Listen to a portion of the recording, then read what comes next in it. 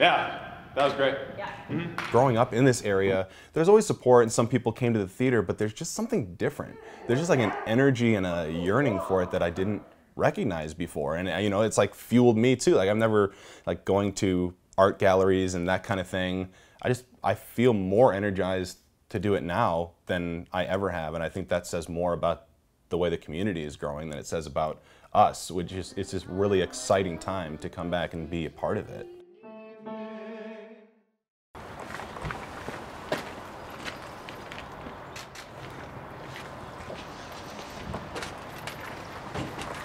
And I went out to New York, and I had the same perception about the Fox Valley of, I need to go to the East Coast. Like anything that's progressive and artistically gratifying is not, it's gonna be East Coast. And then it wasn't until I was in the tour of How the Grinch Stole Christmas that came through the PAC. I spent a week back here, and I'm like, I think I'm wrong. I think things have really changed, you know? And so that made me think that, again, that clock went off maybe before I thought it would, as far as now is the time to come back and to invest our energy and our talent into something new. Live from Hollywood Studios, it's the Carol Burnett Show. And he always had a dream of having a dinner theater here, and so we talked about it, and we knew that it was time. And when we met, we both kind of knew we were close to that time anyway, so it actually was awesome that we met, and we had the same dream, the same vision, and we were like, let's do this.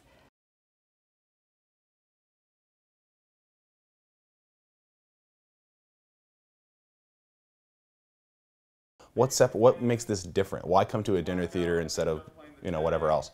And I think that it was just the lack of stress, because you could show up early, you could have a drink, you could have a meal, you don't have to worry about settling a check and then running to make curtain, and something about the ease of it. It just seemed like a really packaged together experience that, like Julie said, almost like a supper club or a night out that had kind of gone out of style a little bit. There's like this really dramatic... As far as like the day-to-day, I mean, we came from theater, and some people are doing the wigs, other people are doing the costumes, other people are doing the directing, other people are doing the acting, and we were just the actors. But now we're everything. So we're costuming the show, we're building the sets for the show, and we're directing the show, and we're altering the costumes, and we're fixing the wigs. So it is a lot of work, but we love it, and we're passionate about it, and then it doesn't feel like work. Okay. Did you want to put any tape down? I mean, most recently we just stepped out of, you know, Our full-time jobs to take a leap of faith, because we feel like there's a need for it, we have a heart for it, and if we're gonna go, we need to go all in. You know, the arts, you know, it's something that you're passionate about, where it's, you know, this is gonna be a time of unknowns, but we need to take that jump. But we really wanted to make it a point to do and serve the people of the community. And we want them to take ownership of our theater just as much as we are. And so that has always been our focus. And so it's never been like, what's the role that I've always wanted to play and I'm gonna cast myself in it. It's never ever been that, and it never will be. I don't think I could do that again.